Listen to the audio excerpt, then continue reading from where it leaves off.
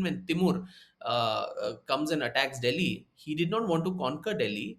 He did not want to colonize India or anything. And but the his main grouse was the Delhi sultans were not doing enough for the sake of Islam, and so he to teach them a lesson, he comes all the way, and on one day he puts about 1 lakh people to death in Delhi. Unlike the false equivalence that is always created of Hindu Buddhist conflicts, here was a Hindu king who was a very devout Vaishnava, who also built replicas of the Bamyan Buddhas and gigantic stupas in honor of Buddha in Kashmir. If I do this, that I accept money and go away, I will be called a trader of idols. Whereas I want to be known, my legacy should be known as someone who's a destroyer of idols. How many idols, how many temples you broke was actually recounted by their court chroniclers with pride. Hello, a very good evening.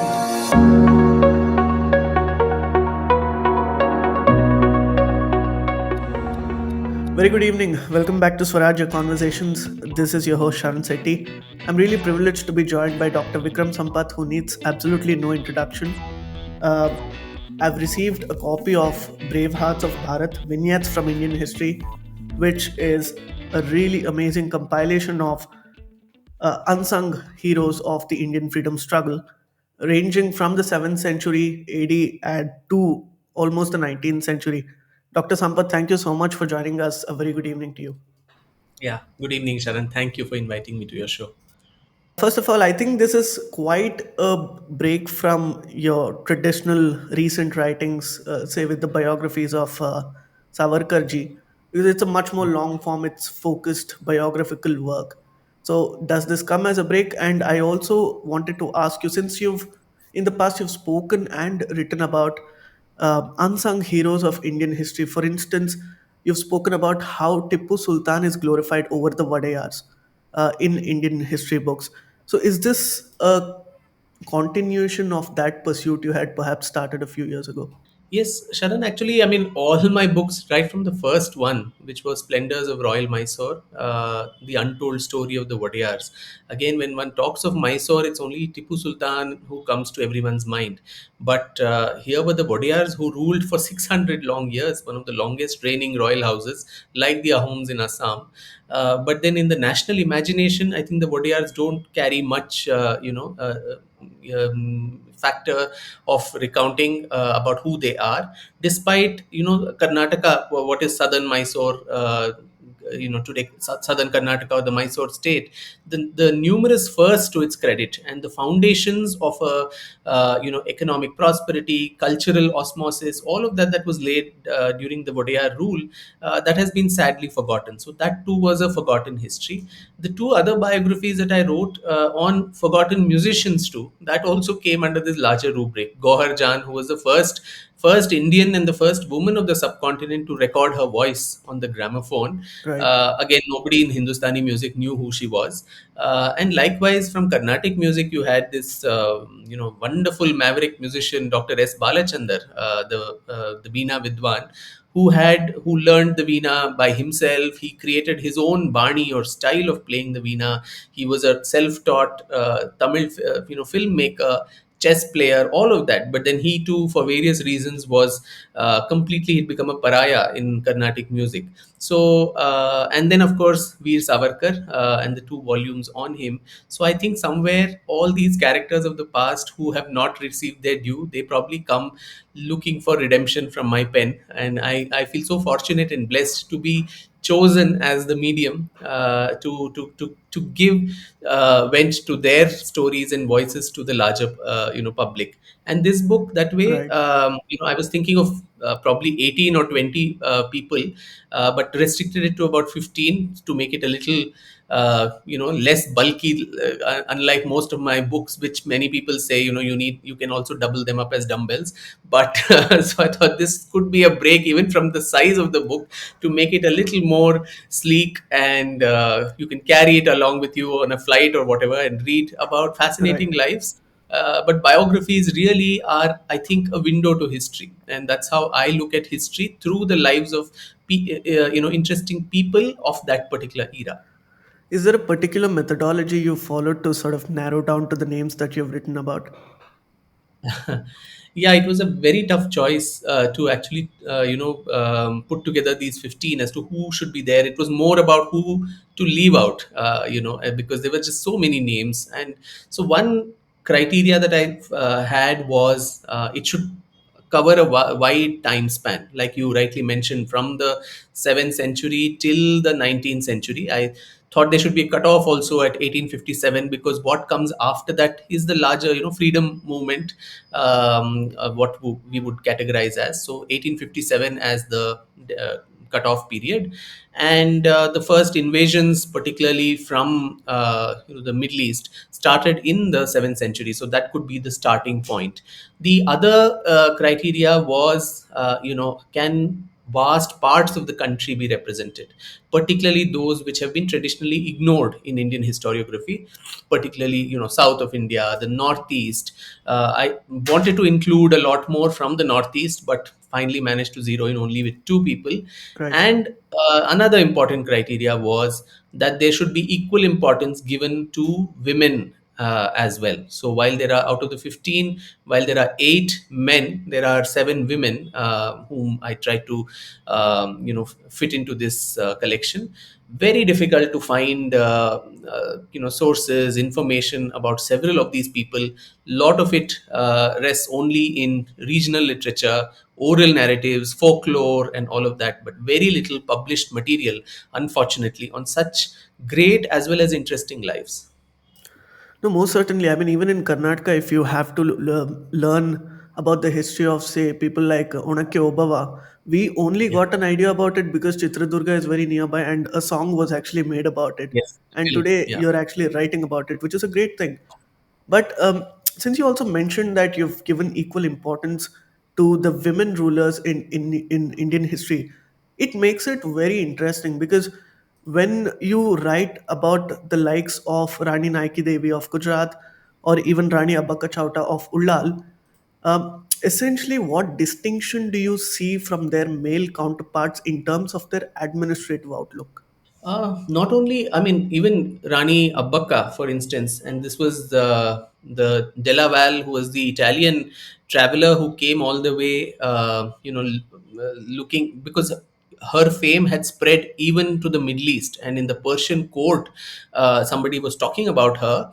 And especially when she managed to get the Portuguese armada completely destroyed through a night attack by, you put these ammunition in coconut chips and then throw it across the seas, and all the Portuguese fleet Right, had caught fire, and that created a lot of stir even outside India. And so this Italian person comes as a traveler among many parts of India that he visits. He also goes to Ullal and meets her, and then he reproduced his first person account of how he saw Abbakka, what he thought of her. He didn't think of her as being exceptionally beautiful, though. He thought she was very dark and very unlike the queen imagination that he had. right, But she had a lot of maternal, care for even a foreign traveler who had come there. She asked him, right, "Why have you been going all over the world? Are you heartbroken or something, which is why you want to go all over and find some solace?" He said, "No, no, no, I'm fine that way. But if you come to such a distant land, who will take care of you in case you fall ill or you have a high fever?" And he said, "No, Jesus Christ is my God and he will take care of me." So he writes there that here was a queen who had so many things to involve herself in, but she was showing so much of maternal concern for someone she met for the very first time. So I think the women, whether it was right. Abbakka or much later Ahilya Bai Holkar, the woman as the ruler also made them very, very maternal in the way they looked at their kingdom, their subjects. I think that was a common feature I saw among many of them. They took care of their subjects as though they were their own children. Probably the men folk were not that kind of connected to their subjects as much as the women were. So Right. these were just some illustrations of the loving care with which they actually treated everybody, including a stranger whom they just met. In that sense, the representation of historically matrilineal societies in our history is Yeah. very restricted. Would you agree? Because for those who've studied history or sociology and matters like that, I think they kind of have an idea about it. But for the rest of them, I don't think they're. Yeah, it's somewhat alien, so to speak. True, true. And that's largely in the coastal area. The Travancore also. I mean, the manner in which the matrilineal system there. You had it even in Gadwal. The Stri Rajya that was there in Gadwal, or the coastal Karnataka, Ullal, and this entire region, places there. So we know so little about those systems and how important the role of the woman was in this. So I mean, if you'd ask me like whom would I have chosen? I had so many. The Mahadevis of Odisha, of the Bhaumakara dynasty. We probably have never heard of several of them. We also had Rani Didda of Kashmir, Durgavati from the Madhya Pradesh region, whom there's so little known other than the fact that she led a very valiant attack against Akbar. And then, of course, Rani Karnavati from Gadwal, the Rani Mangamal from Madurai, Kitturani Chennamma, and all. We certainly know some amount of Yeah, information, but Chennamma of Keladi, Maratha Queen Tarabai, whom I kind of mention here, the Begums of Bhopal, all these people, and in fact even Begum Hazrat Mahal. There's so little. While Rani Lakshmi Bai is the primordial symbol of 1857, Begum Hazrat Mahal too, in her own way, led a very very great attack on the British in 1857, and Lucknow was one of the last fortresses to be breached by the right. British during the uprising. But we don't really have too much information about her background, and all of that. So I think history and historiography has been extremely unfair to the women, despite all their great achievements that they've done. Is that perhaps because the historiography in India has been focused on societies that are rather, quote unquote, patriarchal or male dominant in the past? Yeah, yeah, true. That is true, because even Nike Devi, I was actually so irritated to look at even her contemporary records in by Indians.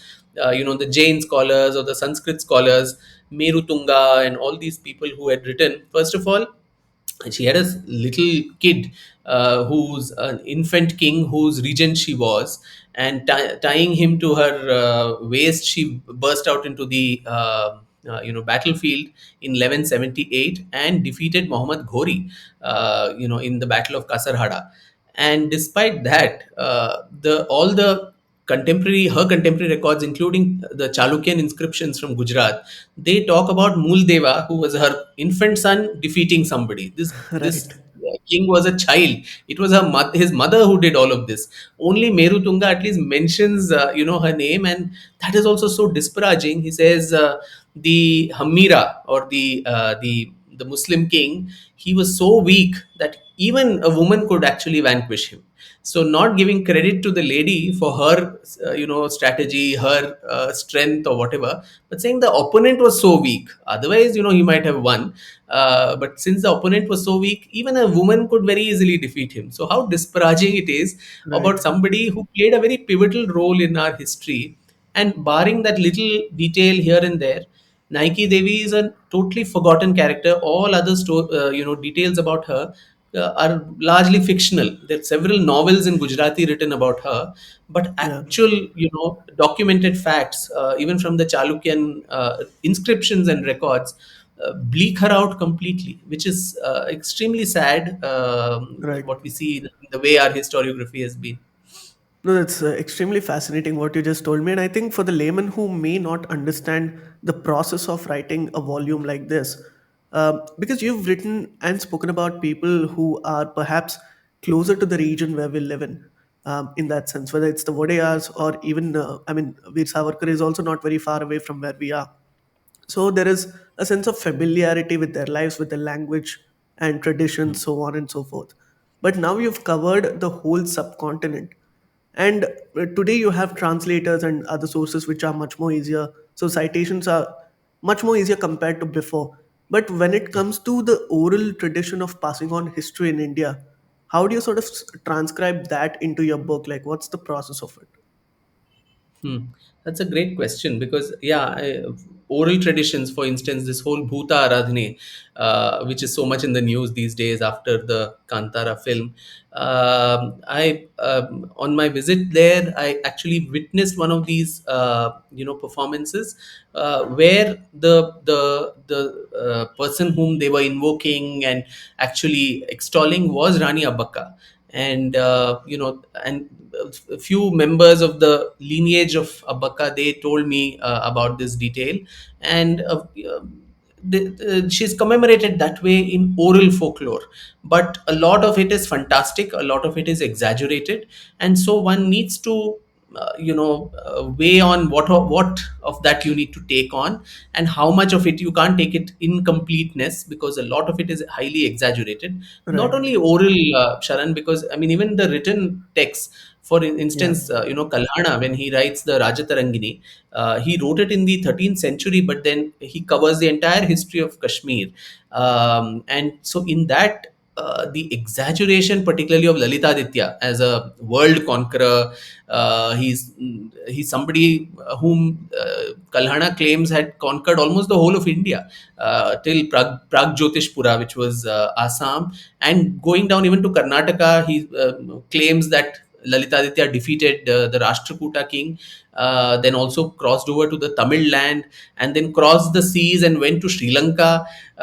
So, it's very almost the whole of India as we know today was under Kashmiri rule, which Right. doesn't seem plausible at all, because then you need to triangulate that with other extant evidence.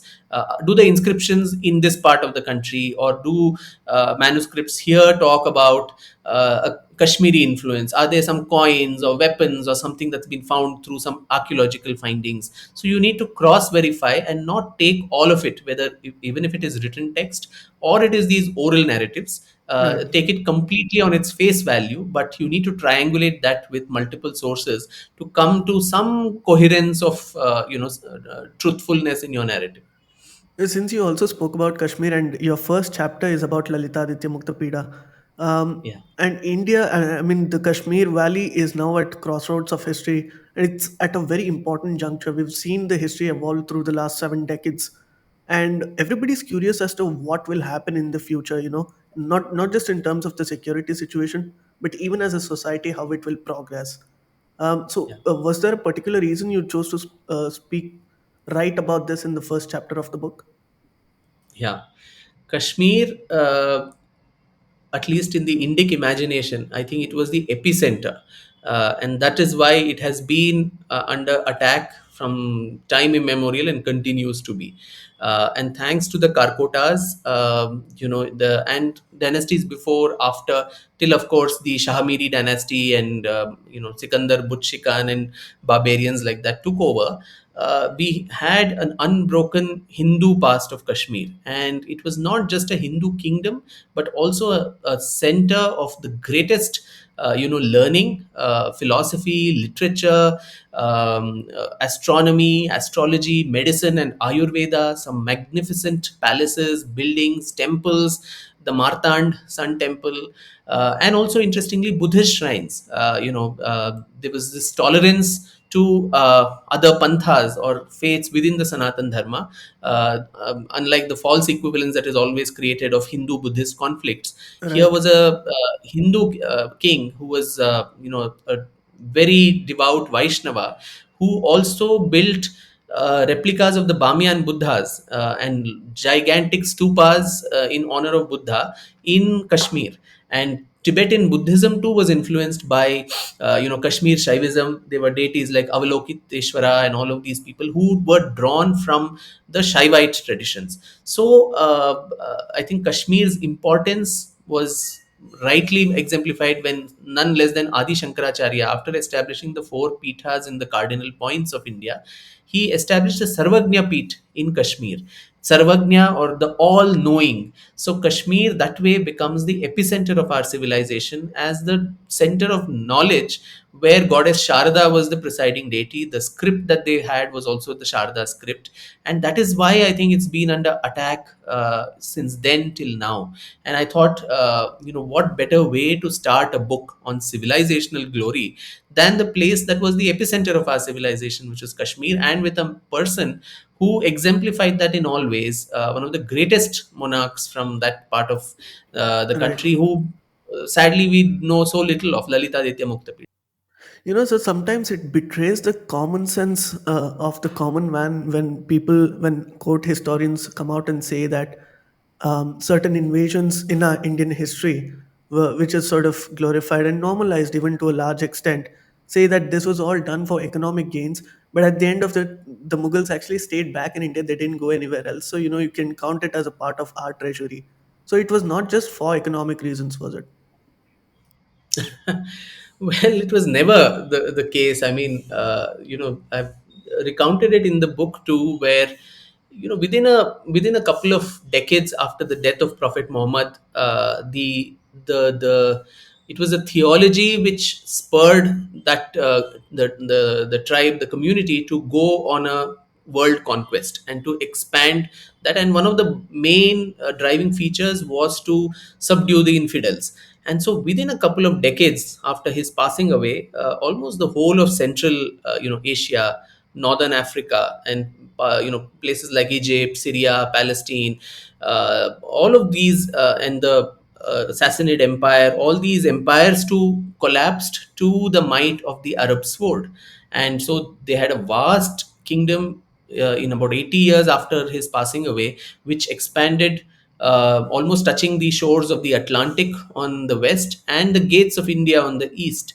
Where was, if it was only economic, which was important, economic reasons were important, but there was a very, very strong religious and theological drive too, which kept them coming all the way. And much later, even when Timur comes and attacks Delhi, he did not want to conquer Delhi. He did not want to colonize India or anything. And but the his main grouse was the Delhi sultans were not doing enough for the sake of Islam, and so he, Right. to teach them a lesson, he comes all the way, and on one day he puts about 1 lakh people to death in Delhi. So religious driver was so important, and this is something that's exemplified in the court historians' accounts themselves. I mention this often about how when Mahmud of Ghazni came to the Somnath temple, when the priest there offered him money to, take, if you want money, that is all that you need, you take this money and go away and save our deity.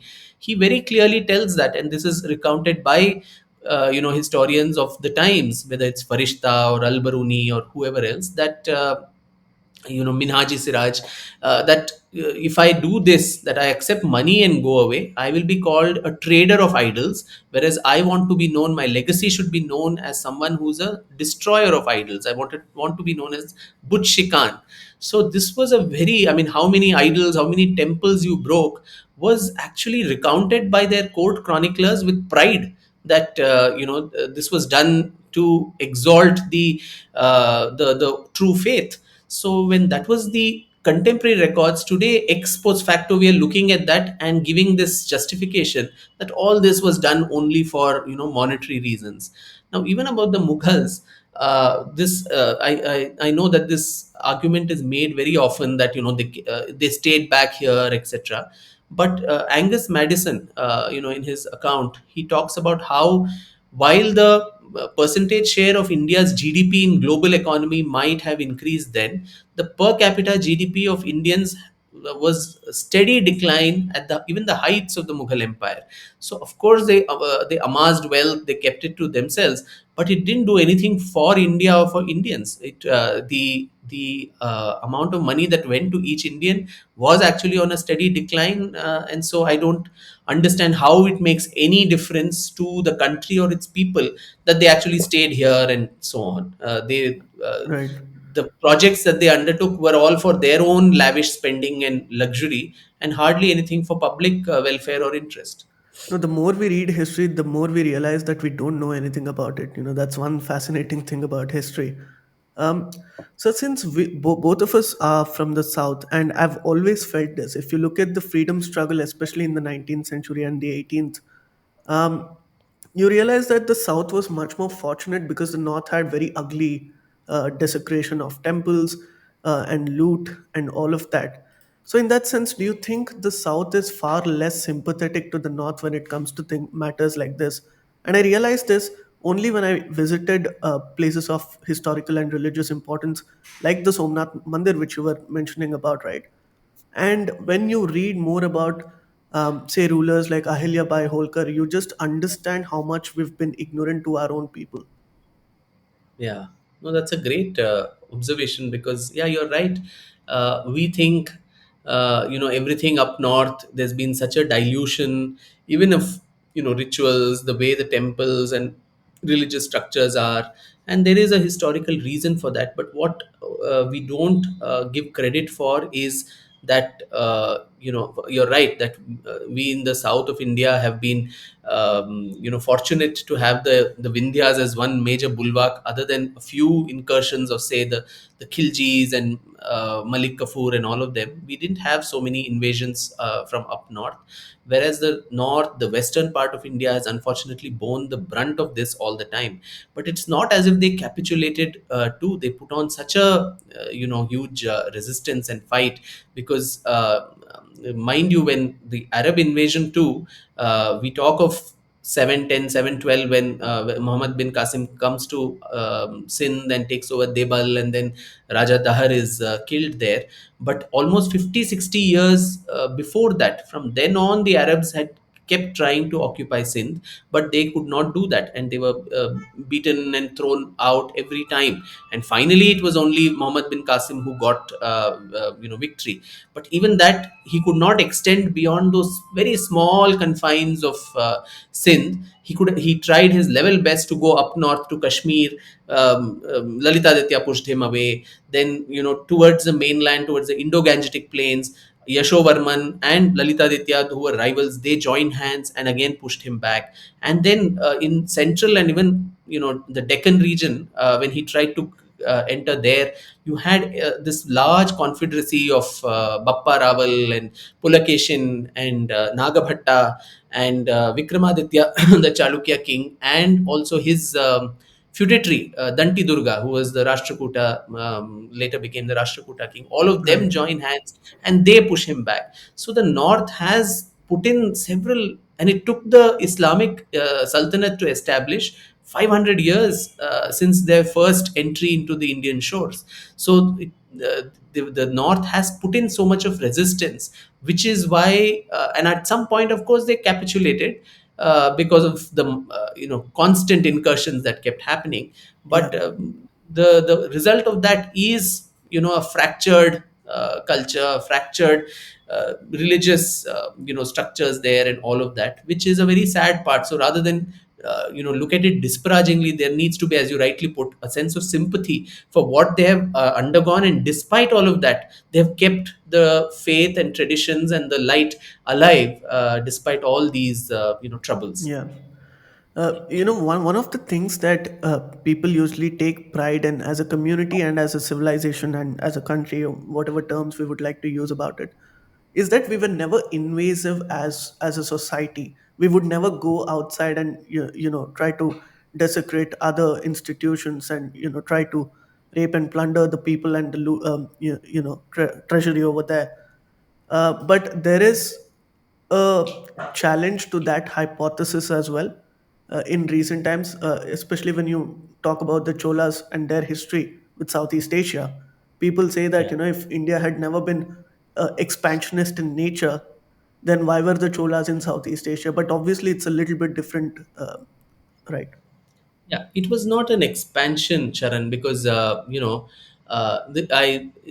a chapter in the book on Rajaraja Chola and Rajendra Chola, and here the I very in detail I lay out that during the Chola time, when the Cholas were at the height of their power, the Fatimids in Egypt and the Song dynasty in China. They were the main, players of the South, the Pacific Ocean, the Indian Ocean region of trade.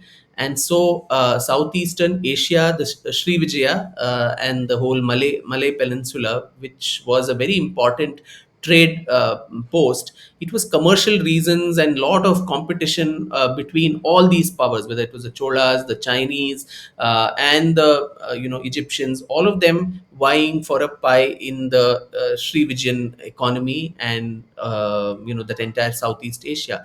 And Sri Vijaya was trying to play sides, sometimes supporting China, which was of course a big brother, and so in it was one-upmanship on basically trade concerns, commercial concerns, and to teach Sri Vijaya a lesson was why Rajendra Chola in 1025 he launched this attack, where 14 important ports of Sri Vijaya were attacked, and but he did not colonize it. It was a one-time attack, and then he came back, and afterwards Sri Vijaya continued, but he got special trade concessions, so a lot of Tamil merchants, Tamil groups and guilds and so on could now go to Southeast Asia. So because of this, flow of population, particularly from the Tamil land all the way to Southeast Asia, the Tamil culture and Indian culture managed to go there. But we never colonized it. We were not expansionist in that way, of wanting to put a Chola colony there or whatever. They probably just Right. built one temple or something. Same with Sri Lanka. So Sri Lanka to Anuradhapura, which was the capital, that was Yeah. completely destroyed by first Raja Chola, and then he established his in his trademark. He would always go and build one gigantic Shiva temple with a long, tall gopura, like the Brihadishwara, miniature versions of that in different parts. So he did Right. that even in Sri Lanka. But then he put a feudatory or somebody from the existing clan, and slowly there would be revolts, rebellions, and the king who was there earlier would come back after Right. a coup or a sabotage. So same with Maldives, which he conquered, Rajaraja. So whether it was Maldives or Sri Lanka or Southeast Asia, the entire Malay Peninsula, it was largely only for trade considerations, and we never colonized anyone. It's only through the transfer of population and the exchanges that happened Yeah. that culture, religion, dance forms, art forms, painting, fabrics, all this, there was a lot of interaction, and that's how that continues even now. In Southeast Asia, you have such a strong Indian influence and Hindu Right. influence that we see there. Even a Tamil influence for that matter, I think in Yeah, countries like true. Singapore, it's very Yeah, strong, and in a way, they don't disregard that Indian influence. I think they take it with a lot of pride, and we can see that, and it's helping them with tourism as well. When it comes to yeah, the Northeast, it's really interesting because it is challenging, I'm sure, even to a historian who's so yeah, accomplished like you, to sort of read the history of the Northeast, even though some of the works may be in English now. Um, yeah. why do you think it's taken so long for us to tell the story of the Northeast? And even today, in spite of the BJP being there, a lot of people do not get that recognition apart from a few leaders who may be very vocal in the media in that sense. So, as a result of this proselytization that perhaps happened as an advent of the British Empire, today that conflicting identities are still at conflict with each other. So, what's the way forward going from there? I think throwing light on the story of the Northeast. I think that should become a major national project.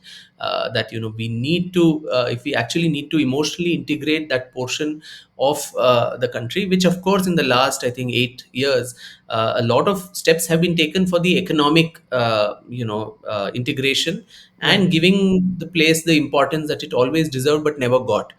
So to that extent, great work done, but a lot of cultural integration, and the fact that, as you said, bringing the history and the stories of that part of the country into common and popular parlance. I think that is very extremely important. There is a lot of documentation that exists. For instance, in Assam, very meticulously you have these accounts called the Burunjis, which have been maintained, and Ahoms, like the Wadiyars, they also ruled for 600 years. So from the 13th century onwards, everything that they underwent, their skirmishes, particularly with the Burmese, Burma, the manner in which it was all the time on a collision path with the states of the northeast, whether it was Manipur or Assam. So all these things have been documented there. Similarly, the Manipur records too of the Metis rulers there, all that is available. But there needs to be somebody who is mainstream, historian of India or the history of India, needs to pull these out, translate it, get it into popular parlance, and not make it as some exoticized story which we don't even know of, or touch and think of. Right. Only when that happens, and when we say history of India, I think it should be representative of all parts of India, and the Northeast and its people are a very, very important and integral part of this. What's next in line for you, Dr. Sampath? Well, several projects. One is, of course, something I'm already working on, is a very difficult project, the biography of Tipu Sultan, That'll be very which interesting. yeah, like you mentioned, that will be the original form of a full length biography in detail, Yeah. and hopefully of a dumbbell size.